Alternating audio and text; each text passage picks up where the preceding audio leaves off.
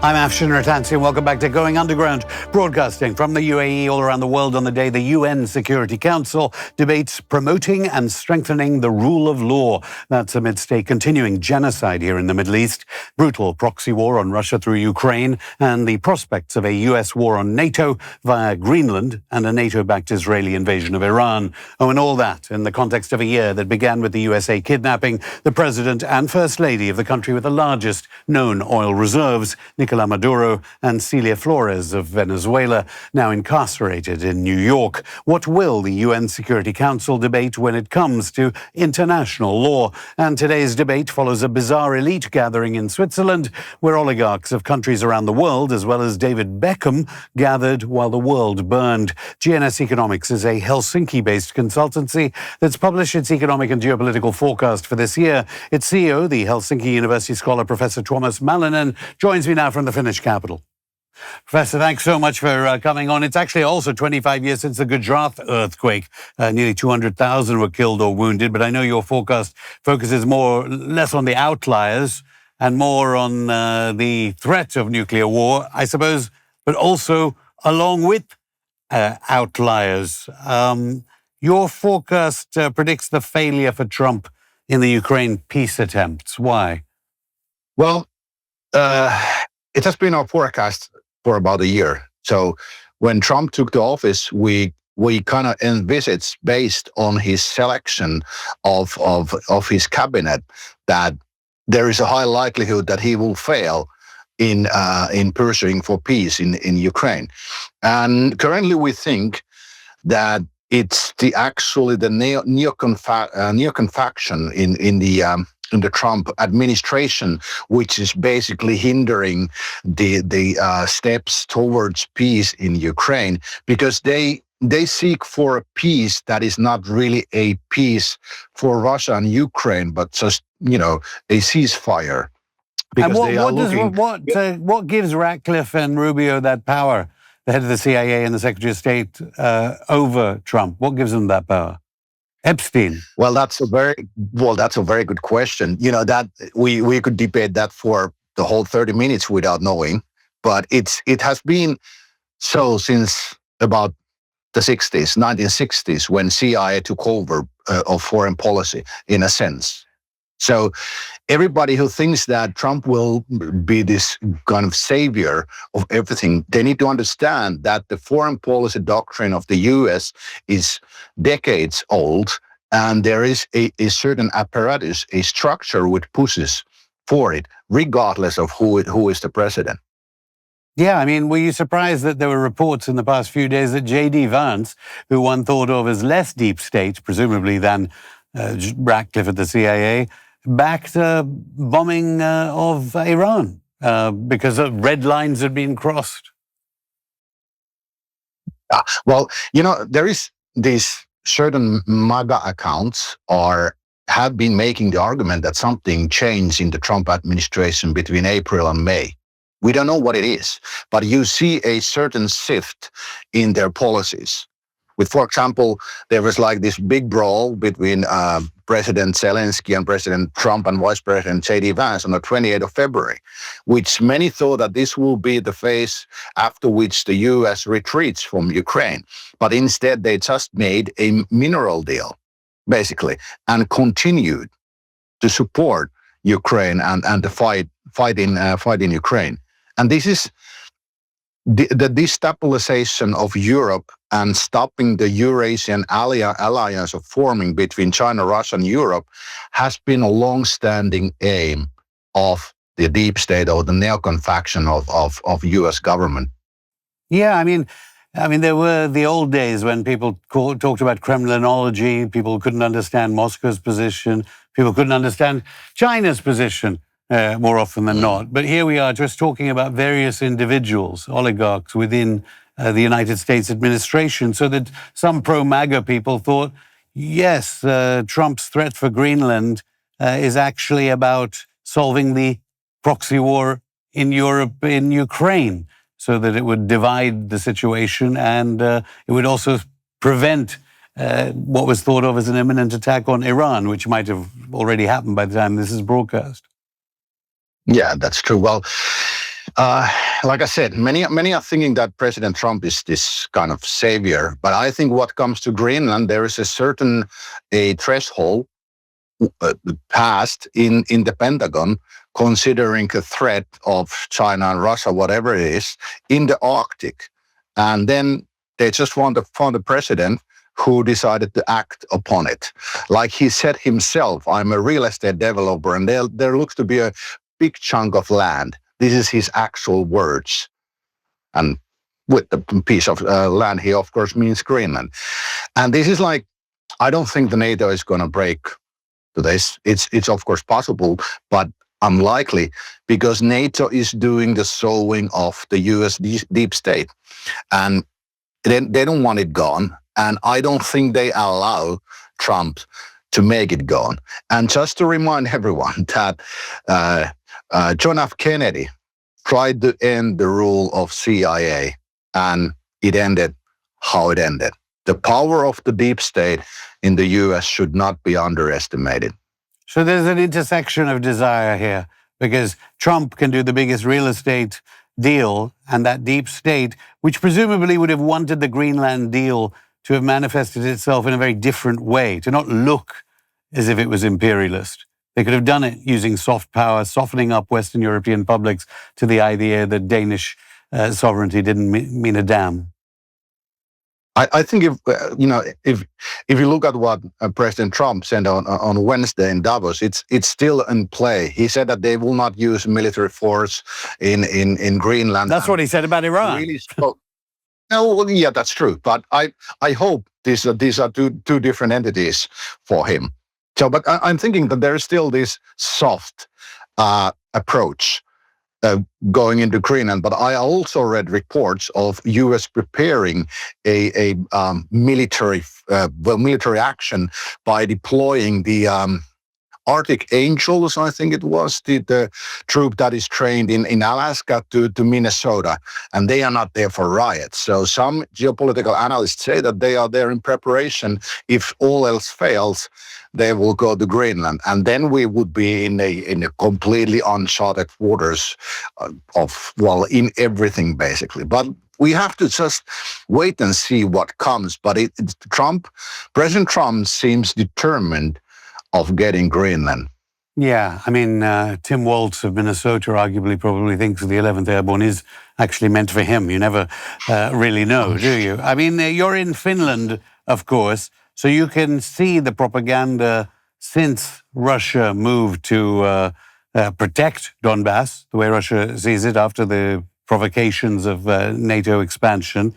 Any preparations in Finland under the jurisdiction of Ursula von der Leyen and Kaja Kallas, who clearly appear to tell their publics every day that Moscow's about to, I don't know, drive tanks into Paris, probably via Helsinki. Yeah. Well, looking from Finland, they are mere puppets. Here, as we signed the DCA, that's the Defensive Cooperation Agreement with the US in 2020. Well, anyway, right after we joined NATO, or we were ascended as the full member of NATO in was it April 2023.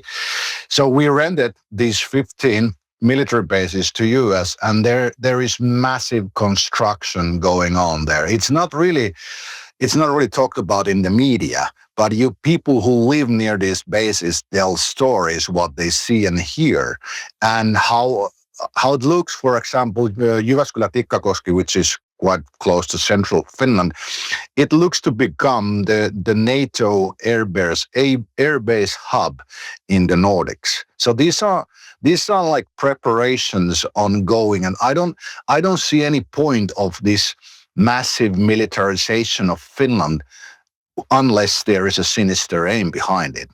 So there are still bits and pieces they don't fit into place in my narrative yet or my thinking. But there is definitely a military preparation going on in Finland, which none of us alive have seen before. Well, we saw Russia fail repeatedly over the past decade or so to comprehend the threat against it. going in for the Minsk Accords, charades like that, as NATO armed Ukraine to the hilt. Is Russia making a big mistake in not understanding what you're talking about? Or do you think Russia are prepared on the border there? I don't. Tell us about the border and the length of this border, by the way, because again, these ideas of Finland... 1,340 kilometers. It's a very long border. And it has been used in Operation Barbarossa in 1941 when the Wehrmacht troops attacked Russia from the north. So technically, we were the aggressive party back then. But technically, what was I saying? You were Nazis, I think. I seem to remember. There were some sympathizing for that, but back then we really didn't have a choice, honestly. So we just had to choose between Stalin and Hitler, and I still think we made the right choice. But what comes to Kremlin, I don't think they misread the threat. There was very little they could do on the expansion of NATO, for example. You know, they didn't have the means to respond. They just watched it go on. But there was a definite red lines, which many pro-NATO enlargement political scholars draw around Ukraine and Georgia. And one can even think that the war in Georgia in August 2008 was a test of NATO leadership, how Russia will respond when pushed over the red line. And then they applied it a few years later, what they have learned in Ukraine, to basically dismantle the Eurasian alliance between Europe, China, and Russia. So that's kind of my general thinking at the moment. But I don't think what you ask, I don't think Russia misread the threat. There was just nothing the Kremlin could have done. And what is the scale of the American troop numbers amassing in Finland? Obviously, the MAGA base in the United States know nothing about this as the inner cities of America decay for lack of funding. I mean, is it on the scale of the bases in Britain and Germany? It's classified. We don't know. Well, Professor Tuomas Malinen, There's just vague comments that from our military leadership, but there is a strong presence at the moment. Who knows what it is? But, Professor Malinen, I'll stop you there. More from the GNS Economics CEO after this break.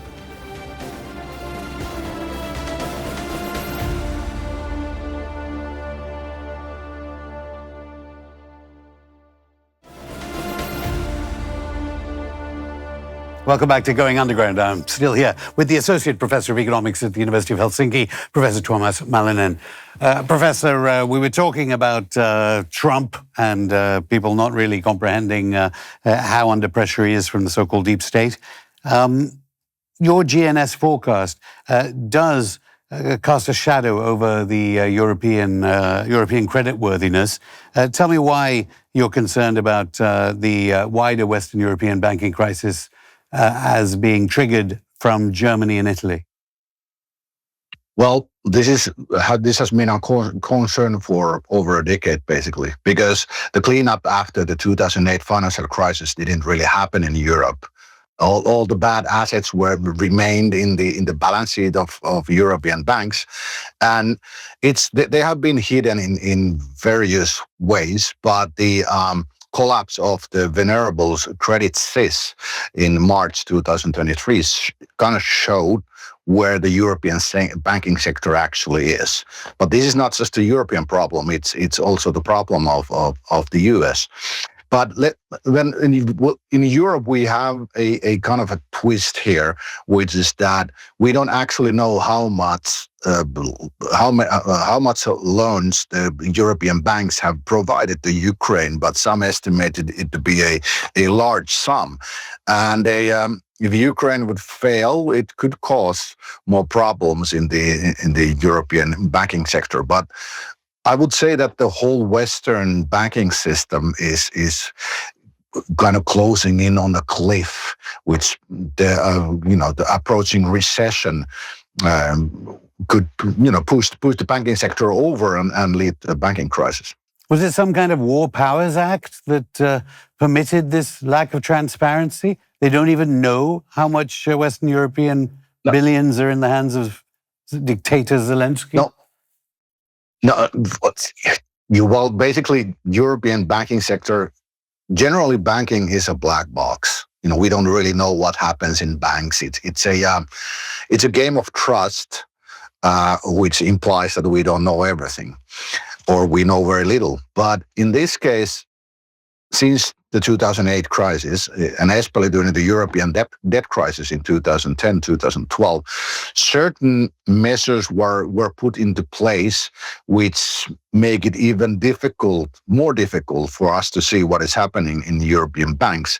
But there is no such powers in the EU to kind of they don't have these war powers to stop us from knowing what is happening in the banks. It has such restrictions have come already before, and of course, the European Central Bank is central in this. So where does all the money go? It's clear Trump wants to devalue the dollar. He might have replaced the Fed chairman this week. I don't know. Is that why everyone is talking about gold? And bizarrely also about US equities, because you're kind of implying the euro is going to face difficulty then this year. Yeah, well, the euro has been, how would I put it? It's been in problems for quite some time. For some reason, investors seem to trust it, and it has become something of a second reserve currency. But generally, people do not understand how fragile the European Union actually is. Every single nation, basically, member nation, could just stop applying their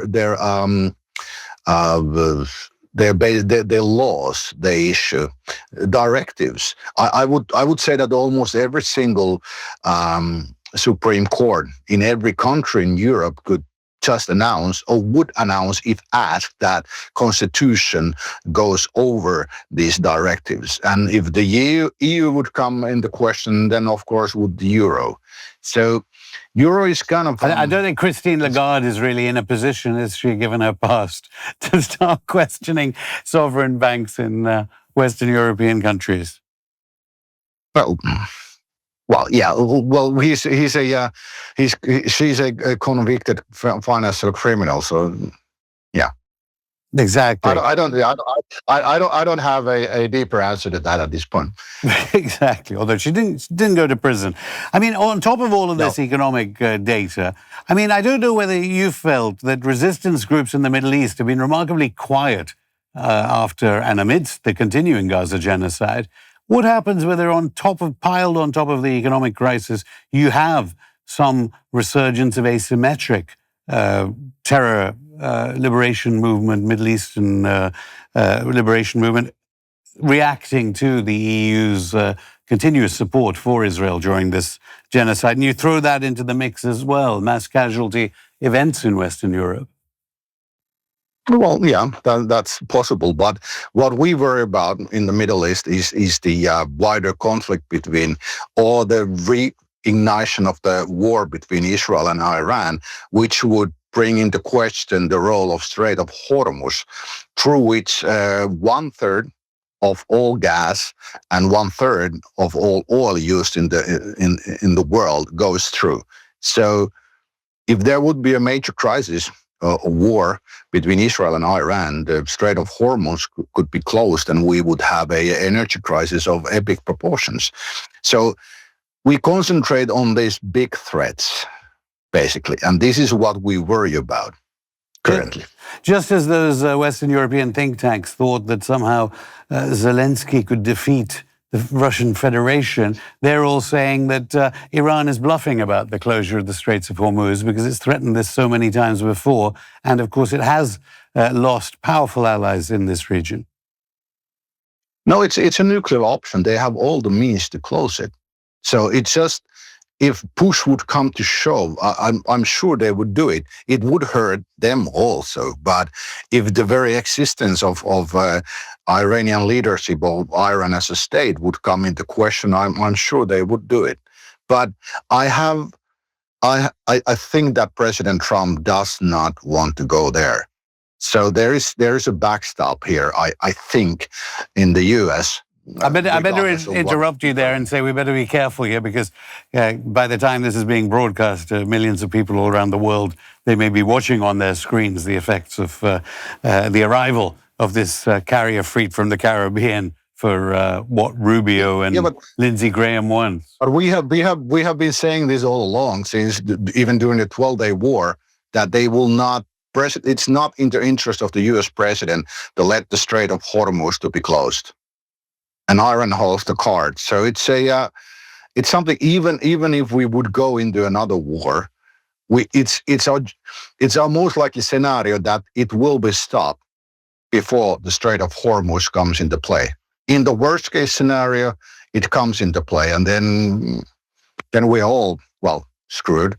But we consider to think that the U.S. president will stop the escalation before it gets there. It's a delicate mix, I admit, but this continues to be our forecast, just because the closing of the Strait of Hormuz would be so cataclysmic for the world economy. Yeah, and certainly catastrophic for the GCC here and BRICS more generally. Africa, trying to be optimistic for 2026, do you think it'll benefit from these collapsing economies in Western Europe? I mean, the lack of francophone power has already benefited Mali, Burkina Faso, Niger, Chad, Central African Republic. I mean, we've had obviously Trump bombing Nigeria over the past few weeks, but are they sort of leaving it alone as the United States clearly tries to enforce power in their so-called backyard and leaves Europe to get on with its catastrophic war?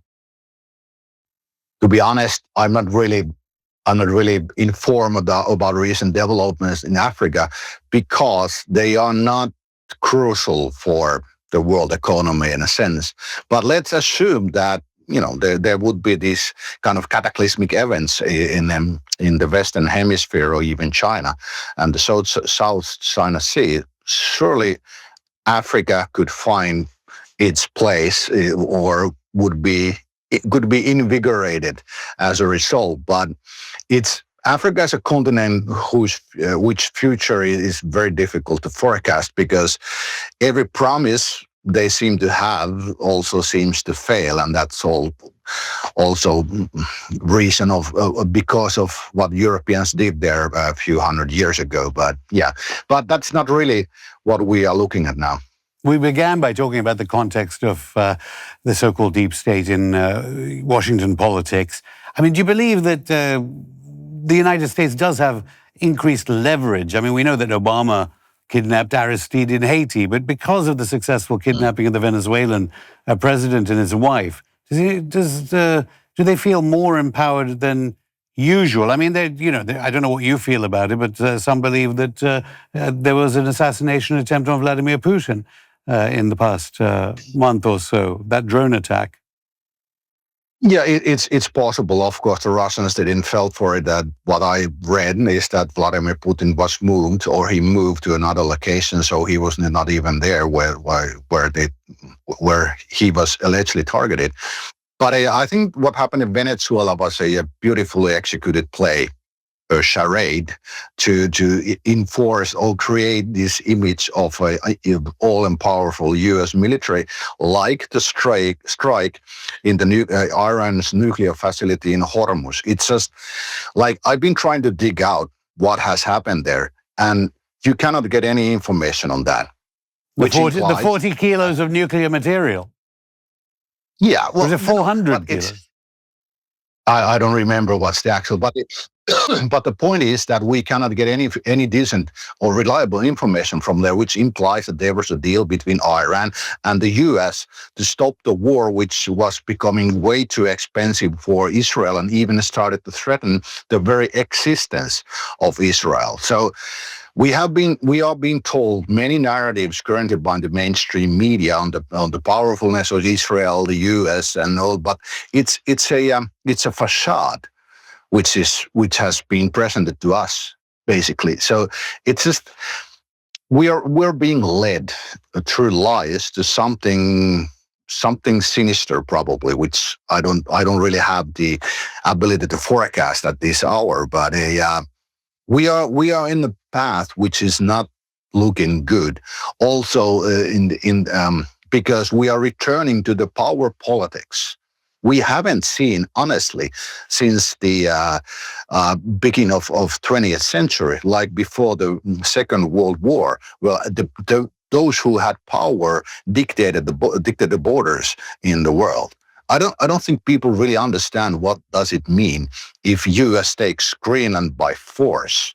For example, it implies return of power politics and the end of United Nations and the kind of the supranational structure. There's a long process. Why did we get into this point, which culminates in the failure? Well, obviously, there's some people who say that power politics never went away in many countries of the global south. But this is the catch.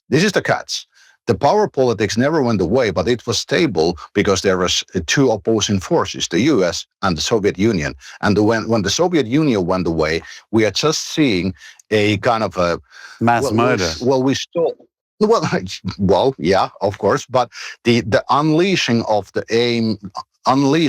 aims of Washington over the globe. This is where we are, and it started from the collapse of the Soviet Union. Professor Tuomas Malinen, thank you. Thank you. That's it for the show. Our continued condolences, of course, to those suffering US, UK, EU armed genocide across Palestine. We'll be back on Saturday with a brand new episode. Until then, keep in touch via all our social media. If it's not censored in your country, and head to our channel, Going Underground TV on rumble.com, to watch new and old episodes of Going Underground. See you Saturday.